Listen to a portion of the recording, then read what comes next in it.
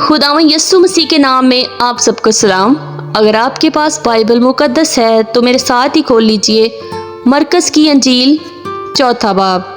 वो फिर झील के किनारे तालीम देने लगा और उसके पास ऐसी भीड़ जमा हो गई कि वो झील में एक कश्ती में जा बैठा और सारी भीड़ खुशकी पर झील के किनारे रही। और वो उनको तमसीलों में बहुत सी बातें सिखाने लगा और अपनी तालीम में उनसे कहा, सुनो, देखो, एक बोने वाला बीज बोने निकला और बोते वक्त यूं हुआ कि कुछ राह के किनारे गिरा और परिंदों ने आकर उसे चुग लिया, और कुछ पथरीली जमीन पर गिरा जहां उसे बहुत मिट्टी ना मिली और गहरी मिट्टी ना मिलने के सबब से जल्द उग आया, और जब सूरज निकला तो जल गया और जड़ ना होने के सबब से सूख गया। और कुछ झाड़ियों में गिरा और झाड़ियों ने बढ़कर उसे दबा लिया और वो फल ना लाया।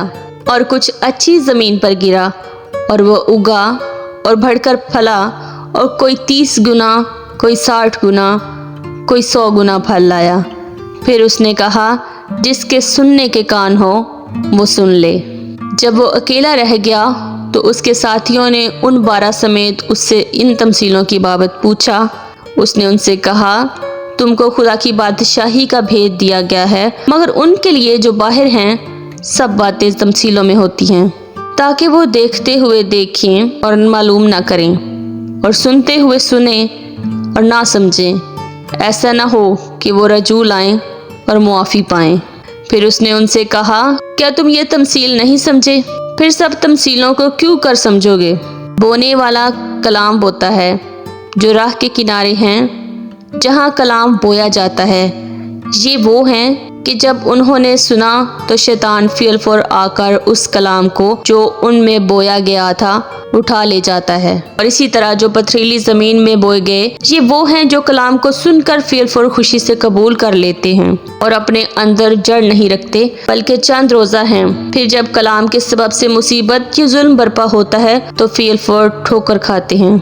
और जो झाड़ियों में बोए गए वो और हैं, ये वो हैं जिन्होंने कलाम सुना और दुनिया की फिक्र और दौलत का फरेब और चीज़ों का लालच दाखिल होकर कलाम को दबा देते हैं और वो बेफल रह जाते हैं। और जो अच्छी ज़मीन में बोए गए, ये वो हैं जो कलाम को सुनते और कबूल करते और फल लाते हैं, कोई 30 गुना, कोई 60 गुना, कोई 100 गुना।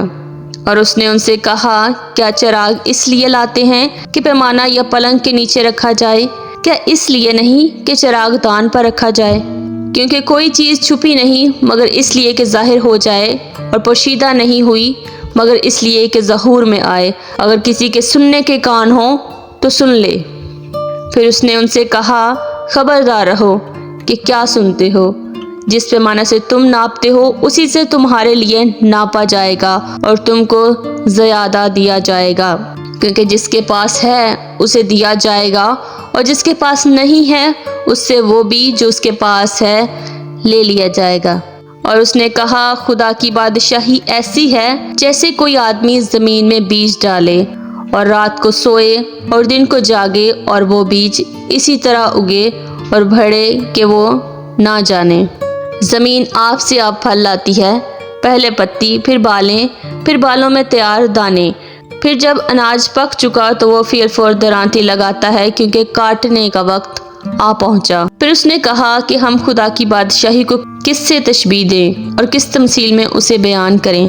वो राई के दाने की मानिद है कि जब ज़मीन में बोया जाता है तो ज़मीन के सब बीजों से छोटा होता है, मगर जब बो दिया गया तो उगकर सब तरकारियों से बड़ा हो जाता है और ऐसी बड़ी डालियां निकालता है कि हवा के परिंदे उसके साए में बसेरा कर सकते हैं। और वो उनको इस किस्म की बहुत सी तमसीलें दे देकर उनकी समझ के मुताबिक कलाम सुनाता था, और बेतमसील उनसे कुछ ना कहता था, लेकिन खलवत में अपने खास शागिर्दों से सब बातों के मानी बयान करता था।